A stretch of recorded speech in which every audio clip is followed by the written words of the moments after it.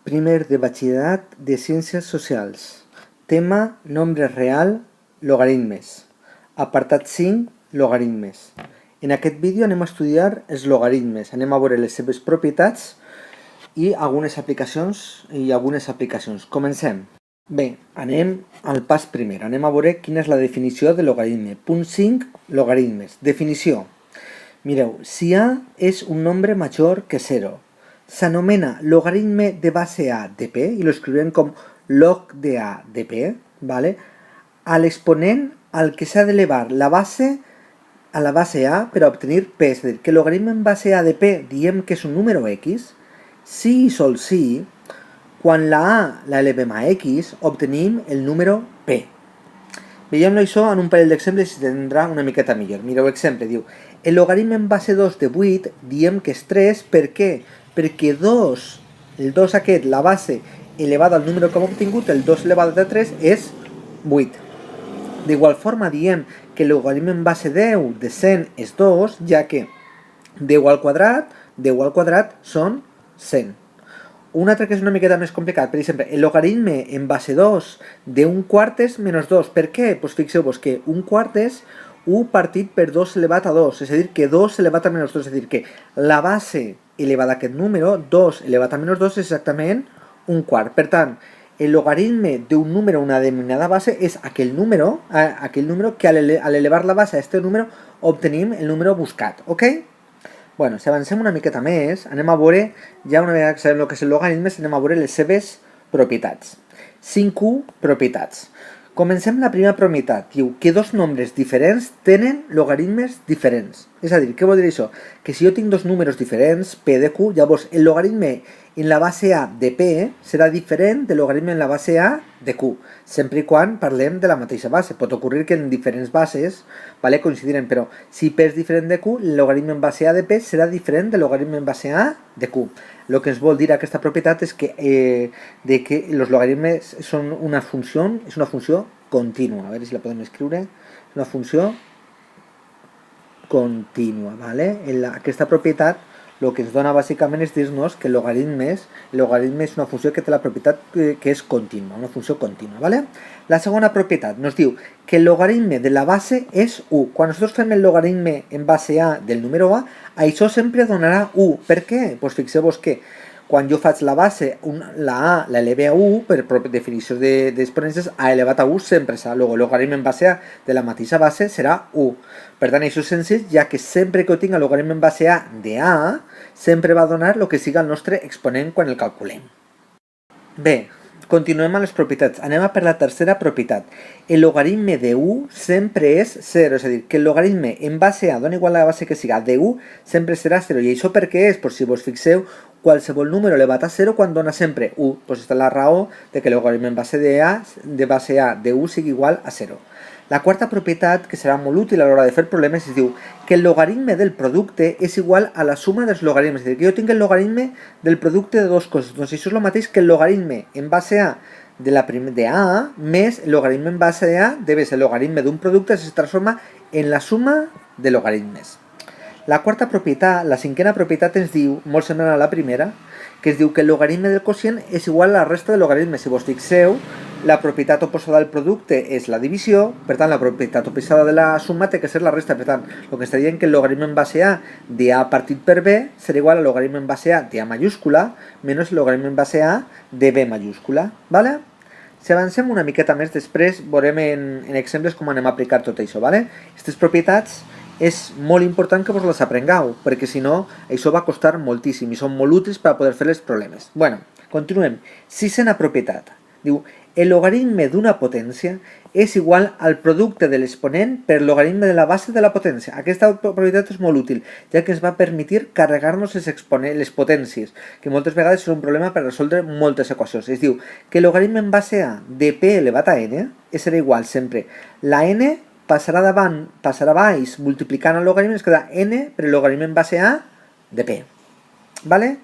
La setena propietat està molt relacionada amb aquesta, vale? Bàsicament és la mateixa, però l'anem a fer en arrels. Diu, el logaritme d'una arrel és igual al logaritme del radicant dividit per l'índex. És a dir, que el logaritme en base a de l'arrel enèsima de p no és més que el logaritme en base a de p tot partit per n. Fixeu-vos que això no és més que l'aplicació de lo següent. El logaritme en base a de l'arrel enèsima de p, si vos fixeu, no és més que el logaritme, per propietats d'arrels, de p elevat a 1 partit per n.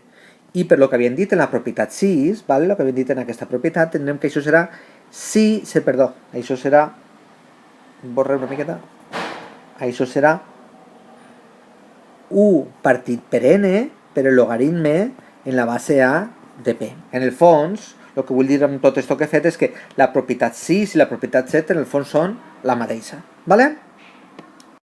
Bé, per acabar amb les propietats, anem a la propietat 8, que és la de canvi de base. Això ho considerem des de les propietats, però aquesta propietat va ser molt útil a l'hora de poder resoldre problemes o calcular logaritmes amb les nostres calculadores. Aquesta propietat diu que el logaritme en base a d'un número p sempre lo podem calcular com el logaritme en una base b qualsevol del número de p partit per el logaritme en base b de la base a. ¿Vale? Aquesta propietat és molt útil, us aconselle, igual que les anteriors la tinc molt clara, i està sobretot perquè aquesta va ser fonamental per a poder resoldre i calcular logaritmes utilitzant la calculadora. Anem a veure un exemple de com podem aplicar esta propietat, en aquest cas sense utilitzar la calculadora, després veurem una calculadora, ¿vale? I com la podem utilitzar per a resoldre logaritmes que no coneixem. Mireu, exemple, diu, calcula el logaritme següent, logaritme en base 4 de 8, utilitzant el canvi de base. Si recordeu, per a poder logaritme d'un número hem dit que serà que el número tal que al elevar la base a aquest número me dona el número que tenim aquí. És a dir, tenim que buscar un número tal que 4 elevat a aquest número dona 8. Així a primera vista no el coneixem, però si això ho passem, fixeu-vos que tant 8 com 4 són elements de la base 2, si això l'escrivim en base 2, això per la propietat de canvi de base, això serà el logaritme en base 2 de 8 partit per el logaritme en base 2 de la base, per el logaritme en base 2 de 4. Si ara descomposeu factorialment el nostre 8, ens quedarà que això és el logaritme en base 2 de 2 elevat a 3, i si descomponem factorialment el 4, també ens quedarà que és el logaritme en base 2 de 2 elevat a 2. Fixeu-vos que ara ja tinc, a quin número tinc que elevar? 2 para que me done 8, pues fixeu-vos que simplement és, si el logaritme en base 2 de 2 és 3, fixeu-vos que hi ha una cosa que podeu fer sempre. Sempre que tinc el logaritme en base 2 de la base elevat a algo, fixeu-vos que tinc base i la base, diguem-ne que això s'autoelimina i ens queda simplement l'exponent. Per tant, el logaritme en base 2 de 2 elevat a 3 no és més que 3. I el logaritme en base 2 de 2 elevat a 2, esto d'aquí s'autoelimina i què me queda? L'exponent, que són 2. Luego ja tenim que el logaritme en base 4 de 8 no serà més que 3 mitjos, és a dir, 1,5. Ok? Bueno, si avancem una miqueta més, ¿vale? Anem a parlar de lo que s'anomena logaritme decimal i neperià. Punt 5.2, logaritme decimal i neperià. Veiem en primer lloc la definició de cada una d'aquestes coses. Definició. Un logaritme decimal és aquell la base del qual és 10. A partir d'ara, sempre que jo tinga el logaritme en base 10 de p, lo escriuré d'esta manera, log de p, sense la base. Si veieu un log on no fique la base, m'estic referint a que és un logaritme de base 10, és un logaritme decimal. Per altra banda, un logaritme neperià és aquell en què la base és el número e. El número e és un número irracional que té infinites xifres decimals que no es repeteixen. En particular, el número e és 2,71 punts suspensos. La resta no fa falta que la sapigueu, ¿vale? I això què vol dir? Que quan jo tinc un logaritme de base e, de base el número e de p, això a partir d'ara no ho escriurem d'esta manera, sinó que escriurem ln de p. Aquests logaritmes són molt importants, ja que si mireu la vostra calculadora podeu trobar que té una tecla que parla del log i una altra tecla que parla de ln, del logaritme neperià. I per tant, aquests logaritmes els podeu calcular directament utilitzant la calculadora. I això serà molt útil perquè això, junt amb el canvi de base, es permetirà calcular qualsevol logaritme, siga de la base que siga. ¿Vale? Diu, nota, aquests logaritmes són molt importants ja que es poden calcular amb les nostres calculadores. Bueno, el que hem comentat, anem a veure una aplicació pràctica d'això. Diu, exemple, diu, calcula amb la calculadora el logaritme en base 5 de 321.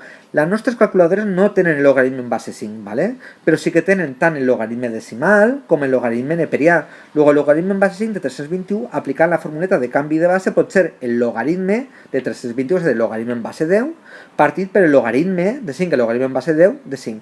Logaritme de 321, pues simplement fico a la calculadora log de 321 o 321 log, funció de la calculadora, i vos donarà 2,506. El logaritme de 5, ficant-lo a la calculadora, dona 0,698 i per tant això dona 3,586. Ok? Bé, per finalitzar aquest vídeo, intentant que no es faci molt pesat, anem a veure 3 exemples d'aplicació de logaritmes. Comencem. 5 exemples. Exemple 1. Diu, calcula els logaritmes següents sense utilitzar la calculadora. ¿Vale? Mireu, el primer que es demana és calcular el logaritme de 0,25. Sempre que tingui un logaritme en forma decimal, el primer que he de fer és transformar-lo en fracció. Això no és més que el logaritme de 25 partit per 100. La segona tasca sempre va ser factoritzar els termes del nostre logaritme, si vos fixeu, i si se pot simplificar, ¿vale?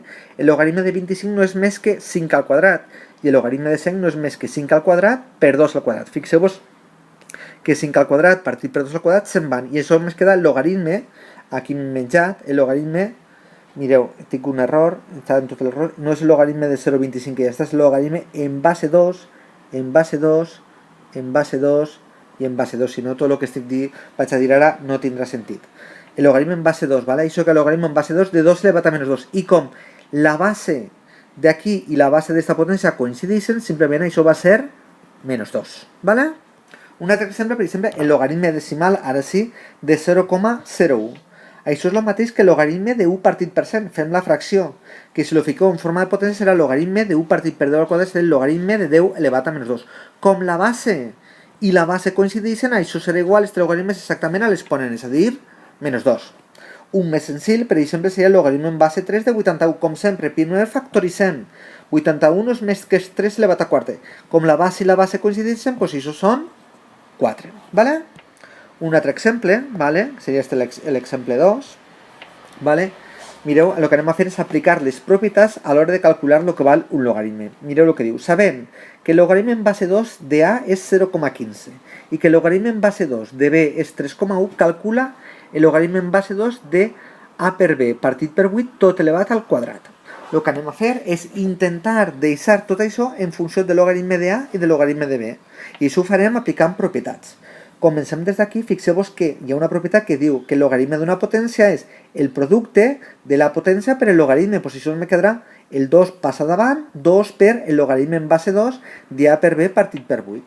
Fixeu-vos que ara el que tenim és el logaritme d'un quocient i me dia una propietat que diu que el logaritme de quocient és la resta dels logaritmes. Luego això serà 2 per, parèntesis, el logaritme en base 2 de A per B menos el logaritme en base 2 de 8. Per altra banda, si us fixeu en aquest logaritme d'aquí, sabeu que hi ha una propietat que diu que el logaritme del producte és la suma dels logaritmes. Luego aquí que tindrem 2 logaritme de A més logaritme de B menos, aquí tinc que he fet una errada, això és un menos, ¿vale? Menos que el logaritme en base 2 i 8 lo escric ja a la descomposició factorial, que és el que fem sempre de 2 elevat a 3. Això que és igual, doncs farà això. 2 logaritme de A tenim que són 0,15. 0,15. Logaritme de B és 3,1 i el logaritme en base 2 de 2 elevat a 3 està clar que són 3. I amb això ja tindríem calculat aquest logaritme, ok? I l'últim exemple que anem a veure, ¿vale? I en això acabarem aquest vídeo, és el següent. Diu, troba la relació entre x i y si sabem que el logaritme neperià de x és igual a 3 logaritme neperià de y més 2. Este problema és fer exactament el camí oposat a lo que hem fet anteriorment, ¿vale? En l'anterior lo que teníem era un logaritme i lo que anàvem és desenvolupar-lo.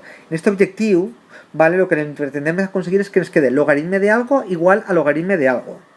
I com havíem dit abans que la funció logarítmica al començament era una funció contínua, ens permetrà tachar el logaritme d'una banda amb el logaritme d'una altra banda i per tant podrem relacionar la x i la y. Mireu l'exemple, mireu. El logaritme, mireu, he fet un fallo, aquí lo tenia com a logaritme neperià, l'he fet com a logaritme decimal, perdoneu. Pues per arreglar-lo això li ficarem també log i li ficarem log i lo deixem tot com logaritme decimal. Dona igual que sigui decimal com que sigui Neperia. Mireu, el logaritme de x em dirà que 3 logaritme de y més 2. Per propietats, hi ha una propietat que diu que la logaritme de la potència baixa l'exponent. Pues, al contrari, l'exponent pujarà dalt, me quedarà el logaritme de y elevat a 3. I com a tinc 2, este 2, fixeu-vos que esto és un logaritme decimal, això serà el logaritme en base 10 de 2, perquè com este és base 10 i 10, s'autoeliminen i queden el 2. Aquí és un truquet molt important, el ser capaç de transformar un número en un logaritme, i sempre se fa igual, se fa el logaritme de la base amb la base i amb el número que jo vull, ¿vale? Una vegada que tinc això, fixeu-vos que si veuen que el logaritme del producte és la suma de logaritmes, luego la suma del logaritme serà el logaritme del producte, és el logaritme de y al cub per 10 al quadrat. Ara tinc logaritme de algo igual a logaritme de algo. I bé, per propietats de logaritmes, com és una funció contínua, logaritme i logaritme se'n van. I què me queda? Pues fixeu-vos que l'únic que es queda és que x és igual a y al cubo per 10 al quadrat, és a dir, 100 és igual a y al cubo. I ja tenim la relació que hi ha entre x e y. I amb això acabem aquest vídeo i aquest apartat, ok? Fins aviat.